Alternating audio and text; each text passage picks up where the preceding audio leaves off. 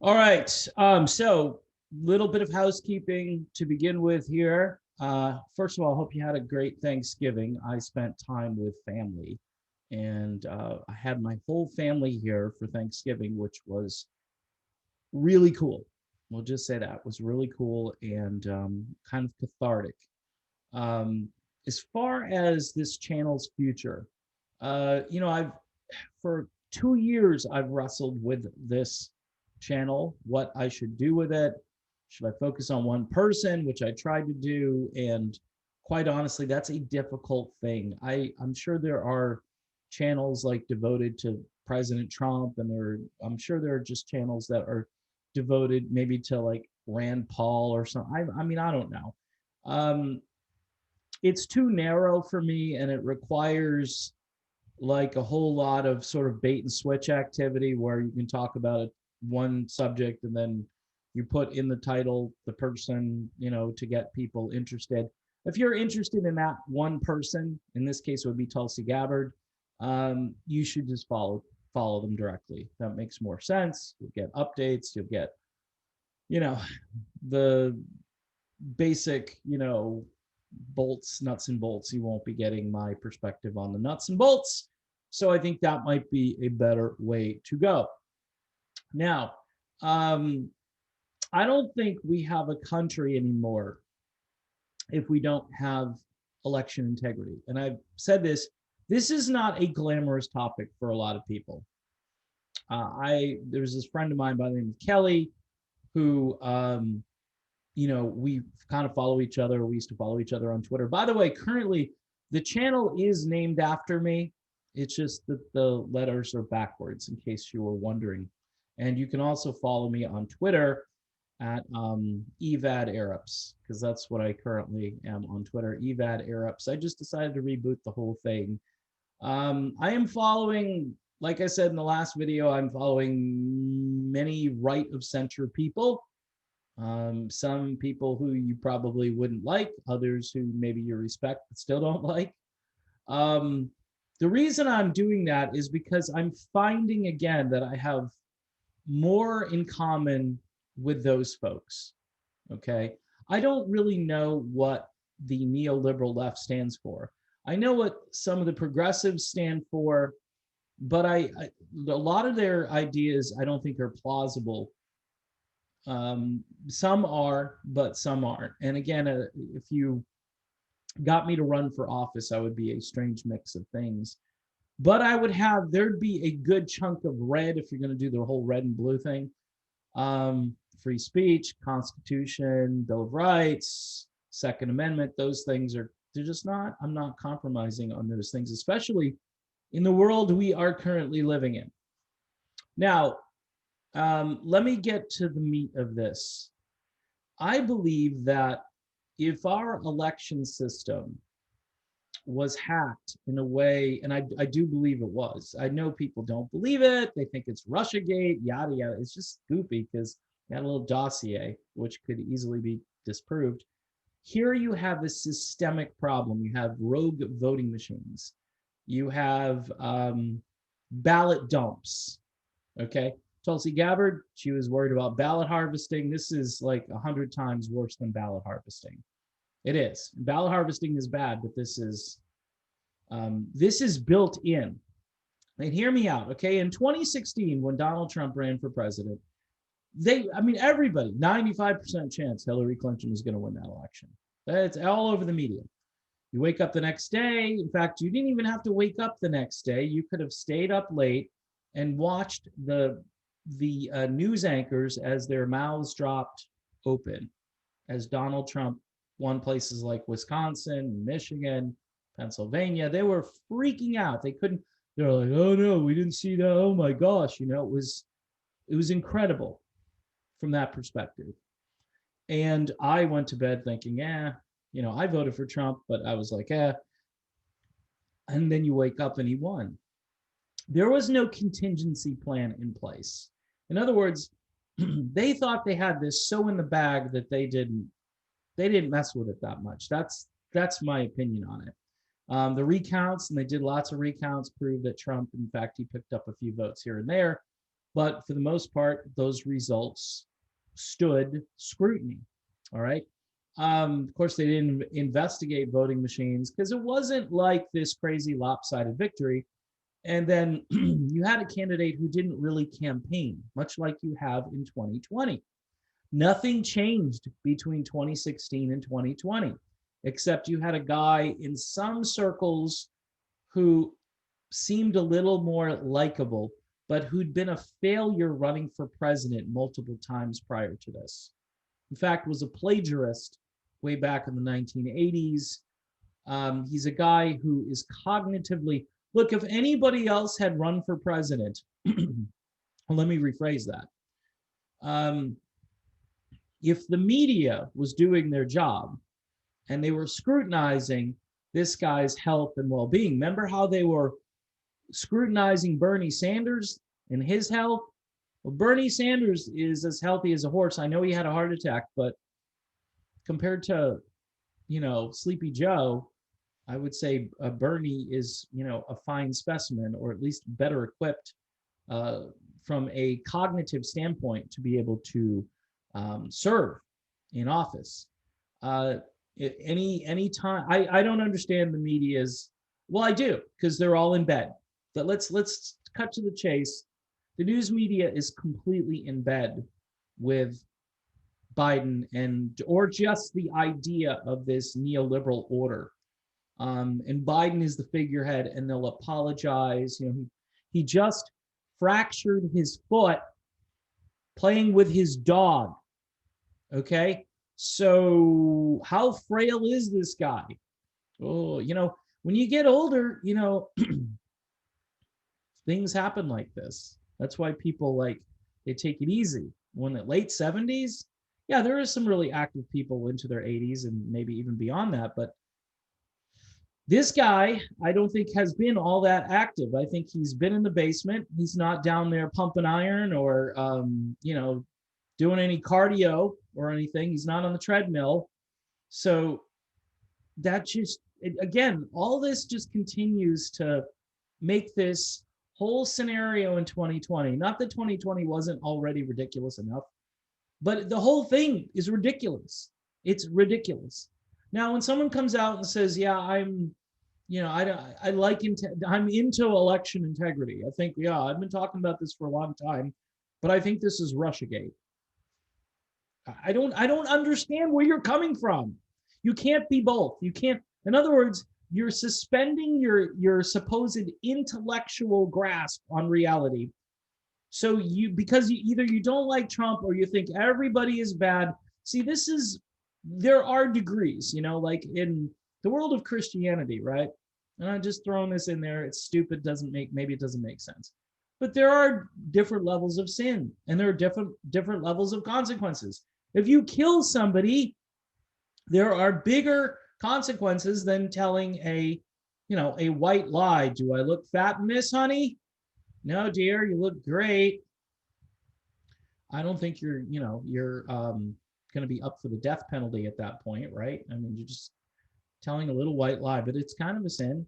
Okay, so there are degrees of sin here. So then there's a few miscounted votes, and then there are machines that you can kind of fix. In fact, in some states, they're claiming that there was a head start. You know what a head start means? Already votes in the system for a certain candidate.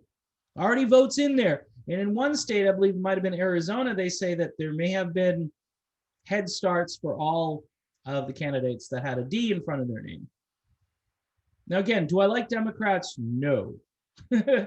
But it doesn't really matter who's doing the corruption. What matters is there's systemic corruption. And there is no country. There is no country. There is no, because you wake up in the morning and you go, my vote is sacred. I cast that vote. My election, but the election should be secure. So we get the democracy that we actually wanted, not what, the power brokers, and you know who they are. You know who they are. If it's large corporations, mega banks, globalists, people from all over the world who have decided that they want to carve up this country And they've got this little pandemic thing going on right now, and that's helping. That's helping lock it down so we can, again, condition the population to behave a certain way. Oh, there's so, I mean, the evidence is just pouring in. This isn't just a giant conspiracy. And it's not about ideology anymore. It's actually more about, like, again, I've said this before, it's the working class, the underclass against the ruling class, which apparently has plans that they want to execute. And moving forward, they're going to do it no matter what you do, no matter how you vote. So if our election system can be basically taken over, and by the way, there may be foreign interference. Oh my gosh. Yeah, there might actually be real foreign interference. Not because Trump went on the campaign trail in 2016 and said he wanted to get along with Vladimir Putin. So they put that in their box and they said, oh, he wants to get along with Putin, huh? So we can brand him. We can brand him as like a Russian sympathizer just because he wanted to get along with Putin.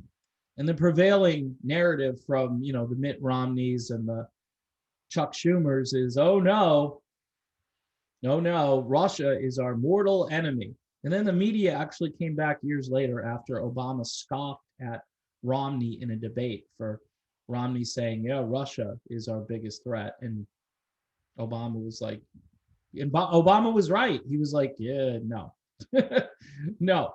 Now they're all on the same page. Obama, Romney, yes, Russian interference. Oh my gosh. So if you're still kind of barking up a different tree, it's like all the activity is in this tree here where the election is, where the remnant of our republic is hanging out in this tree.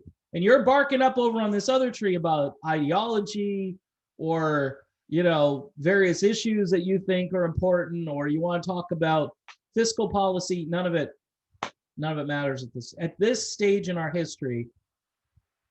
If we don't get this thing right, if we don't fix it, if we don't march in the streets, if we don't demand it, if we don't go to state houses, if we don't go and ask for a full investigation. Okay, so what if this turns up nothing, right? Doesn't turn, and it's already turning stuff up. It's just nobody's looking at it. Everybody's looking the other way because they're watching MSNBC or just CBS, the CBS Evening News, the news that we decide we want to give you. And all they're talking about is the Biden transition team. That's pretty hysterical, right? Well, meanwhile, in Michigan, they rule this way. In Pennsylvania, they're ruling to audit stuff. In Georgia, they're confiscating the machines in Georgia, and nobody's going to talk about that. You click on the link and it says, this link may be suspicious. Do you want to continue?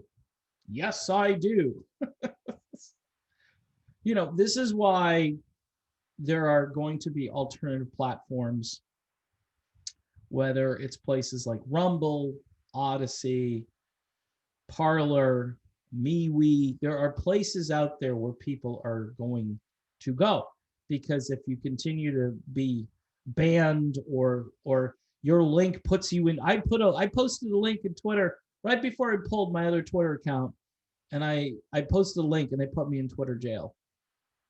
And it was, about a certain guy with a last name Biden and a first name Hunter, and I couldn't post that link. I mean, this is beyond election rigging. You know what this is? This is an act of war. This is an act of war. Again, foreign enemies, domestic enemies, whatever you want to call it. Oh, you're hyperbole. It's a lot of hyperbole, Dave. Well, if our system is no longer viable and people wake up in the morning, they say, I'm not going to vote anymore. Guess who's going to win every time? The ruling class. They're going to win because they're going to rope-a-dope us into complacency. We're going to try to live our lives. We're going to try to just carve out our little niche, and we hope that the government or whoever leaves us alone so we can enjoy our life. We're not going to worry. You're going to worry about issues. Why should you worry about issues? Why should you vote? Now, maybe in your local community, you can have a fair election, but Maybe not. How can you trust anything? Well, you live in Florida. How was your our election? Apparently went off pretty well. Same in Ohio. Same in all of the states that just, had election results at night because they put safeguards in place. And it's this isn't a matter of my opinion either on this anymore. This is a matter of facts that are trickling out, trickling out, trickling out. And depending on who you watch and where you go, you're not gonna hear about it. This is gonna be like foreign language to you. You're just gonna be like, I didn't hear anything about this. This is what you hear all the time. You really need to get off of the traditional media outlets. You really need to start to dig. And if you're not interested in digging, you're busy, you have a job. I get it. I get it. You want to just be happy and have a decent life. I get it. But I can't continue with this debate about, do you think Joe Biden is a bad dude? That's not, I don't care about Joe Biden. I don't even care about Donald Trump in that way anymore.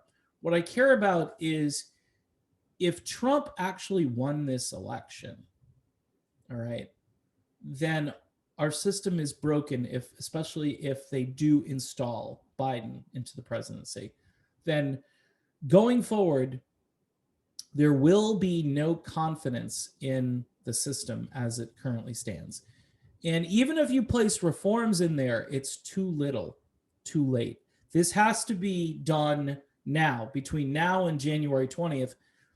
This has to be done. All this information has to come out of the ground, and the sunlight needs to shine. Sunlight is the best disinfectant. And if people are afraid, they're afraid, no, you can't see these results. No, you can't see what these ballots, not just counting ballots, but examining the ballot, seeing if it's filled out properly. Were there machine manufactured ballots later on that just had one oval filled in, a machine, rather than you have Sharpie Gate down in Arizona, where apparently a bunch of people were given Sharpies, and the Sharpies don't show up. The pens do. See, these are all little tricks. You don't think people thought this through before? You can do your own research. I think you need to get off your usual search engines. You need to get off your usual platforms. You need to get off of your traditional news sources and look to real news sources. And, I can maybe put some links in the descriptions of these videos. I don't know. I mean, I think most people can do it on their own, but you got to get off the Google search engines. You got to get off of all of these things that just kind of direct you, like people being directed away from this channel. It's been happening for a while. I understand why. I'm trying to regroup, retool. Who knows what I'll do with this channel? But the point is, there's information that you need, that you desperately need to hear. Again, if you're going to consider what I am right now, I'm way right of center compared to where I was just a couple of months ago.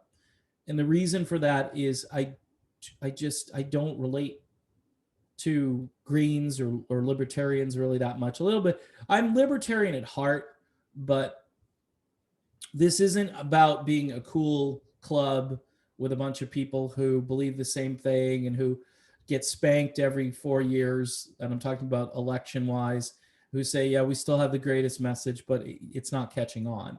Or maybe it's stupid that it isn't catching on. It would be nice if it did catch on. But the party's been around since 1970 or 71 or something like that. And so you've had like 50 years to build the party. And you had a really poor showing during this election cycle. Same with the Greens. The Greens are just a joke. I got off that train. I do care, but there are issues I care about. Like I said, First Amendment, Second Amendment, Fourth Amendment, 10th Amendment. Right now, the 10th Amendment is going to be very important. And totalitarianism seems to be, making a run around the world. I mean, these lockdowns, these things that are happening around the world, people should really care about this. People should really care about this. This is about constitutional freedom. So yeah, when I think this through, I'm definitely right of center, libertarian, conservative, whatever you want to call me at this stage. And yeah, I've certainly done a lot of changes and pivots this year. If you look at content through the year, you'll think this guy isn't even the same guy he was 6 months ago, and that's true. That's true. But I'm look, the overriding issue for this channel and for my future doing any political commentary, it's going to focus on, is the country a banana republic, or can we salvage the country? Because that's what this is about. The corruption, and ask Tim Canova this stuff. Tim Canova is right where I am. All right. And he's, by the way, he's not this rank progressive. He likes a lot of what Trump did, especially when it came to trade, especially when it came to trying to bring manufacturing jobs back to the country, trying to, it's really difficult to try to go up against the military industrial complex and have anything to show for it. This is why certain people got fired. This is why there's a lot of shuffling of the deck chairs right now. He should have done this like 3 years ago, but I think he wanted to try to work within the system. And again, he's not perfect when it comes to strategy. He's not perfect when it comes to ideology. But man, I'll take this, 7 days a week and twice on Sunday over a guy who can barely get out of a chair at this point and who can barely construct a sentence and who is part of the puppet class. That's what he is. He's just another puppet. So and that's why we had to dispose of Trump. Okay, same way we disposed of Kennedy, same way we almost disposed of Ronald Reagan. And by the way, again, Kennedy a Democrat, Reagan a Republican, and we haven't had any other big threats to the system until Trump. So that's how we have to look at this too. You have to look at it. You can go back in history, and Lincoln was obviously a huge threat to the system. Hence, bye-bye. You can look at all the presidents that were shot, and they're probably a connection to being a threat to the system. And, Trump's lucky he's above ground right now, because I think he would be, if somebody could get him in their, in their sights, it would be, and half the country would be in, because they've been brainwashed into like, oh, jubilation. Isn't it awesome? And that's our political discourse right now. There'd be revolution. I think there might be a revolution coming anyway, because it just, they're still fighting. They're fighting. They're in the streets on Thanksgiving, protesting Thanksgiving. All of the traditional good things about my childhood, about my life, are being systematically destroyed. And that's why when you hear the word conservative, you are trying to conserve what is good. That's what I'm doing. I'm not trying to conserve crap, although that's what the people on the other side will say. Well, you just, these ways don't work anymore. I don't know. There are some of them that work really well.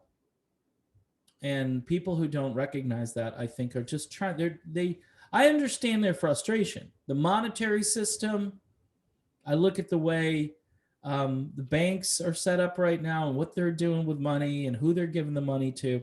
There's a really good argument there for, hey, they're giving out money to Wall Street. They should be giving money to me. I completely get that. That's a progressive kind of argument. I'm just saying, when does that end, though? None of it is good. And it's more of a libertarian thing. A libertarian would recognize it's all bad. But if we're going to do it, we should be. And by the way, all of this is if it all happens at the sort of micro level, it's really all about control at that point. Because they're already talking, well, we're going to keep you locked down, but we're going to give you a UBI. I don't want to be locked down. I don't want your stinking UBI. I don't want to be locked down. All right, I'll take my chance with the germ. I will. I'll take my chance with it. I'm just saying that. And people get horrified. Oh, no, public health. People are dying. People are dying with comorbidities. People are dying. The age that these people are dying is the average age is over what the life expectancy is for both men and women. All right. You're not going to hear that in the media, but that's what's happening. So if you're 86 and you're dying of this because you're probably going to die soon, and you had some other issues and this it mixed it up and you had this too, then yeah, is that a bad thing? Sure, it's a bad thing. I'm not saying something to celebrate, but this is where you get the conspiracy theorists, and I tend to listen to their arguments that like they're just trying to cull the population. These old people are a drag. They're a burden on the system. Seriously, you don't see. I mean, old people are a burden. They're burden on the healthcare system. Burden to their supposed loved ones who can't even go and visit them now. Just a burden in general. They're not useful. See, and there are people who say, "Hey, you're only really good until maybe age 60. Then after that, you start to like lose your, you don't have any value to society." Is it true? Maybe. I mean, you can learn a lot from older people that have lived a long, rich life. Plus, those people can give the younger people joy, grandkids, and so forth. And they're viable citizens. They should be able to live their life natural birth till natural death. I mean, this is just ridiculous that we've kind of whether you like it or not. I know I've gone down a lot of different roads here. I mean, I kind of, and I'll just say this quickly, and I'm sure she's not watching my channel anymore, but somebody who worked for Tulsi Gabbard up in New Hampshire, her name's Jess. And Jess got a little bit what I would consider crazy after the election or after the primary, and Tulsi endorses Biden, and she's posting all about 5G and NWO, and she goes complete, basically she goes complete Alex Jones. And but I'm watching her posts. Her priorities now aren't about, you know, Biden versus Trump or anything like that. Although I think in her heart she knows that this was. I mean, I guarantee if I interviewed her, she would say that this was stolen. She's concerned about what they're doing to us, whether it be, psychologically, medically, the vaccines and so forth. These vaccines, weird vaccines are coming, people. And those, to a lot of people, these issues just are, hate to use the word Trump, but they tend to trump all these other political skirmishes. I mean, if you're going to have a guy presiding over the end of the planet, what difference does it make who that is, right? That's kind of the mentality. Who cares if it's this guy who can barely get up and his dog is causing his foot to be fractured? The other guy had a little fight in him, definitely. Trump, he's got the fight. Where are you're gonna find a generic politician? There's going to be few people on planet Earth that possess that charisma and also the ability to shake the system hard and try to make it crack, which is really difficult. You got to have touch points all over the globe where you've got these people rising up who are saying, I'm taking this over. I'm going to democratically take it over. I'm not taking it over using, stealth means like, voting machines that give me 1 million extra votes. So anyway, I wanted to rant. It's post Thanksgiving. I think health, wellness, taking care of yourself, getting your financial business in order, doing those things that you do prior to something really bad happening. I think people need to focus on that. And yeah, if this was a stolen election, then that should be your focus, at least in the short term. And if we find out that it was stolen, or you still feel it was stolen, but nothing happens, like we just go to, Biden, I think the whole thing it's like a house of cards, and those cards are it's going to happen very quickly. And in the republic, it's not a republic anymore. We can't keep it anymore. To refer to Ben Franklin's famous quote, it's not a republic. I don't know what it is, but it's not a republic. you're being fed propaganda every day, and the propaganda ramps itself up, and it's a lot of it is guilt by omission. In other words, just people, oh, there's no evidence. You keep hearing this over. There's no evidence. There's no proof.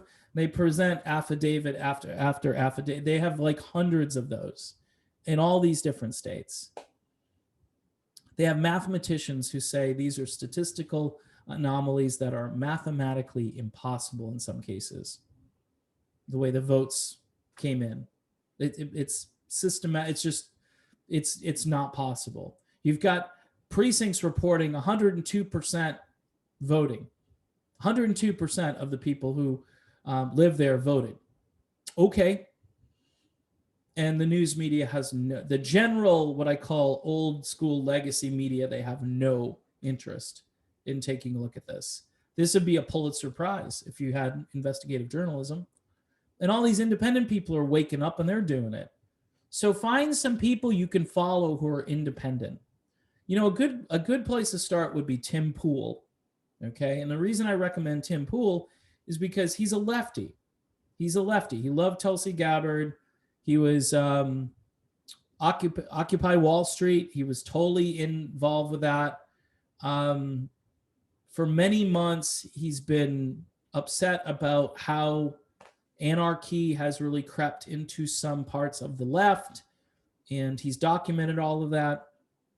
I think he ended up voting for Trump, but he's still doing real investigative journalism, I think, and he's breaking down facts and information in a way that no matter what side of the political spectrum you're on, you can kind of listen to him and go, here's a guy, he's not all that comfortable with being a right winger, but he's comfortable with bringing you information that the media is not bringing you. I mean, I think he's over 1 million subscribers on YouTube and going strong.